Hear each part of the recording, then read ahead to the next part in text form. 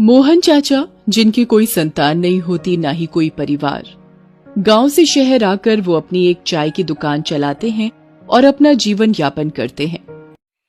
एक दिन मोहन चाचा रोजाना की तरह अपनी चाय की दुकान खोलते हैं। उनकी चाय की दुकान पर लोगों का आना जाना और चाय पीना लगा रहता है। अचानक मौसम में बिजली कड़कने लगती है और देखते ही देखते खुशनुमा मौसम बरसात के मौसम में बदल जाता है। धीरे धीरे बारिश शुरू हो जाती है और देखते ही देखते बारिश बड़ी तेजी से होने लगती है और सड़क पर पानी जमा हो जाता है, मानो वहाँ तालाब बन गया हो। अचानक एक गरीब असहाय दिखने वाली लड़की, जिसके कपड़े बहुत मैले कई जगह से फटे होते हैं, जिसकी उम्र 10 साल होती है, उसके पैरों में ना तो चप्पल होती है और ना ही उसके पास कोई चुन्नी। गठरी सी बनी हुई वो बारिश से बचने के लिए मोहन चाचा की चाय की दुकान के कोने में आकर खड़ी हो जाती है। उसके कपड़े गीले हो चुके होते हैं और वो ठंड से ठिठुरती हुई सहमी सी लोगों को चाय पीते हुए एकटक देखती रहती है। उसके एक हाथ में भीख मांगने वाला कटोरा होता है, जिसमें 4-6 सिक्के होते हैं। उन सिक्कों को कटोरे में से निकालकर वो अपनी मुट्ठी में दबा लेती है ताकि कोई उससे वो सिक्के छीन ना सके। ठंड से बचने के लिए वो कुछ देर बाद मोहन चाचा की अंगीठी के पास आ जाती है और तापने लगती है। कुछ देर बाद वो वहाँ चाय पीने वालों से अपने मुंह की ओर खाने का इशारा करते हुए पैसे मांगने लगती है। चाय पीने वालों में से कुछ लोग तो उसे हट हट पगली, दूर हट कहने लगते, तो कोई उसे भिखमंगी कहने लगता। कई लोग तो उसे मारने तक उठ जाते। ये सब मोहन चाचा देख रहे होते हैं। उन्हें ये बहुत बुरा लगता है। वे लोगों से कहते हैं, रहने दो भाई, बेचारी कौन है, कहाँ से आई है, उसका घर कहाँ है? पगली है, दिखता नहीं क्या मोहन भैया तुम्हें? हैं? फटे पुराने मैले कुचैले कपड़े पहने ये तुम्हें कहीं की राजकुमारी लगती है क्या? लगता है ये कपड़े बरसों से धुले नहीं है। हाँ भाई, तुम एकदम ठीक कर रहे हो, पर पहले तो मैंने इस पगली को यहाँ नहीं देखा। हाँ, मैंने भी इस पगली को पहले नहीं देखा है। ए पगली, बता कहाँ से आई है तू? बता नहीं तो। छोड़ो भाई, उसे अपने हाल पर छोड़ो। चलो हम लोग चाय पिए और चलें। पता नहीं माँ बाप भी बस पैदा करके छोड़ देते हैं। अरे पालना बस का नहीं होता तो पैदा ही क्यों करते हैं? अरे ये कहीं और से आई है पगली है, जरा अपना सामान बचा कर रखना, नहीं तो कुछ चोरी करके ना भाग जाए। हाँ, मुझे तो पागल के साथ साथ चोरनी जैसी दिखती है। देखो शक्ल देखो इसकी। भाइयों छोड़ो उसको, लो ये लो गर्मा गर्म चाय, चाय का मजा लो और उसे उसके हाल पर छोड़ दो। जब चाय पीकर लोग चले जाते हैं तो मोहन चाचा उस गरीब लड़की के पास जाते हैं और उससे कहते हैं, बेटी डरो नहीं, तुम्हारा नाम क्या है? मैं किरण हूँ चाचा। लो चाय लो, लो पहले चाय पी लो बेटी। अच्छा बेटी, तुम कहाँ से आई हो और कहाँ की रहने वाली हो? मैं चाचा शहर के कोने में जो झोपड़पट्टी है ना, उसमें रहती हूँ। अच्छा अच्छा, और बेटी तुम्हारे माता पिता कौन है? माँ नहीं है, बस बाबा हैं। बेटी क्या भूख लगी है तुम्हें? हाँ लेकिन बेटी तुम भीख क्यों मांगती हो? इतना कहने पर वो लड़की वहाँ से भाग जाती है।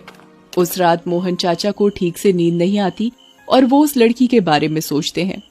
मन ही मन कहते हैं, पता नहीं बेचारी पर क्या बीती होगी, इतनी सी उम्र में भीख मांग रही है। कल इसके बारे में और मालूम करूंगा, मौका मिला तो उसके बाबा से इस बारे में बात करूंगा। फिर अगली सुबह मोहन चाचा अपनी दुकान खोलते हैं, लेकिन आज वो गरीब लड़की वहां नहीं आई होती है। मोहन चाचा मन ही मन सोचते हैं, हे भगवान, क्या हुआ होगा उसके साथ? आज वो क्यों नहीं आई? क्या कोई अनहोनी हो गई, या वो लड़की झूठ बोल रही थी क्या? कहीं वो किसी अपराधी गैंग के हत्थे तो नहीं चढ़ गई? ये सब बातें उनके दिमाग में चल रही होती हैं। शाम होने को आती है, दुकान बंद करने का समय आ जाता है, फिर भी वो गरीब लड़की नहीं आती। तो मोहन चाचा को लगता है कि वो लड़की झूठ बोलकर कहीं गई, कि कहीं उसका भेद न खुल जाए। इस डर से वो लगता है नहीं आई। इस तरह एक सप्ताह का समय बीत जाता है। एक दिन अचानक वो लड़की एक शाम मोहन चाचा की चाय की दुकान के कोने में खड़ी दिखाई देती है। उसे देखते ही मोहन चाचा से रहा नहीं जाता और वो उससे कुछ पूछने जाते हैं कि वो बहुत तेजी से अपने घर की ओर भागती जाती है। मोहन चाचा शाम को अपनी दुकान बंद करके आज उस गरीब झोपड़पट्टी में जाने का निश्चय करके जाते हैं। वो झोपड़पट्टी में कई गलियां पार कर चुके होते हैं, लेकिन उस गरीब लड़की का उसे पता नहीं चलता। फिर वो लोगों से पूछने लगते हैं। एक आदमी से मोहन चाचा, अरे सुनो भाई, यहाँ किरण नाम की कोई 10 बरस की लड़की रहती है जो पुराने फटे कपड़े पहने हुए रहती है। वो भीख भी मांगती है। कहीं आप भाई साहब, कहीं आप उस लड़की की बात तो नहीं कर रहे ना जिसकी माँ मर चुकी है और वो उसके पिता ही हैं? बेचारी किस्मत की मारी है भाई साहब। उसका ले दे के पिता ही है और कोई नहीं है, और वो भी बहुत दिनों से बीमार है। पता नहीं कब टपक पड़े। टपक पड़े मतलब? अरे टपक पड़े का मतलब नहीं जानते क्या बाबूजी आप? अरे मतलब मर जाए। अरे भाई, अगर आप उसके घर तक पहुंचा दो तो आपकी बड़ी मेहरबानी होगी। ठीक है चलो बताता हूँ, लेकिन इसके बदले मुझे क्या मिलेगा भाई साहब? लो भाई, ये लो 50 रुपए, अब तो ले चलो उसके घर। फिर वे कुछ देर में किरण के घर के पास जाते हैं। फिर वो आदमी वहां से चला जाता है। एक टूटी फूटी झोपड़ी में जाकर देखते हैं तो उसे सामान के नाम पर एक पानी पीने वाला मटका, 2-4 बर्तन और कुछ पुराने टूटे हुए अद्भुत मिट्टी का सामान, एक टूटी खाट जिस पर एक फटी हुई चद्दर होती है, जिस पर किरण के पिता बीमारी से ग्रस्त पड़े होते हैं। पास ही किरण पिता के पैरों के किनारे अपना सिर रख बैठी होती है। अरे बेटी, कब तक तू अपने पिता का बोझ अपने कंधों पर उठाती फिरेगी? मुझे मौत भी तो नहीं आती। नहीं पापा, ऐसा ना बोलो। बताओ, तुम्हारे बिना इस दुनिया में मेरा कोई और नहीं है। माँ तो पहले ही चल बसी और अब तुम ऐसा कह रहे हो। ऐसा कहते हुए किरण रो पड़ती है। तभी मोहन चाचा किरण के घर के अंदर आ जाते हैं।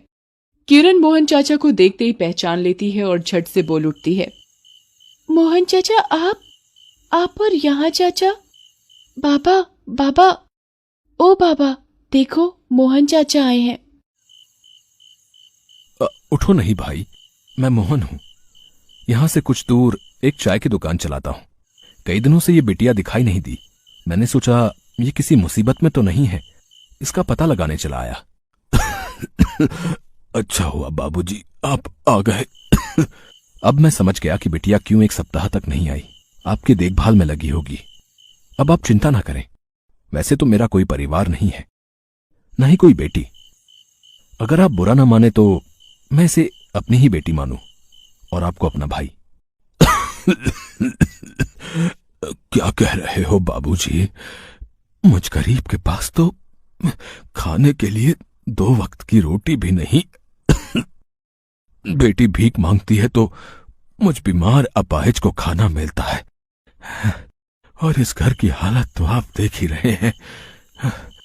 लोगों की मिन्नत करके तो कहीं से दवा दारू का इंतजाम हो पाता है। अब मेरा कोई पता नहीं कब तक जिंदा रहूं। आप इस बेटी को अपनी बेटी मानते हैं, इससे भला और क्या होगा। आप चिंता ना करें, अब से आप लोग ही मेरा परिवार हैं। मैं आपका इलाज कराऊंगा और इस बिटिया को पढ़ने के लिए स्कूल भेजूंगा। आप तनिक भी चिंता ना करें, इस बिटिया को खूब पढ़ाऊंगा। फिर मोहन चाचा डॉक्टर को फोन करते हैं और किरण के पिता का इलाज एक अच्छे से अस्पताल में करवाते हैं। साथ ही साथ किरण का दाखिला भी एक स्कूल में करवाते हैं। धीरे धीरे किरण के पिता का स्वास्थ्य भी ठीक हो जाता है और अब किरण के पिता भी मोहन चाचा के काम में हाथ बटाने लगते हैं। फिर वे लोग खुशी खुशी एक साथ रहते हैं।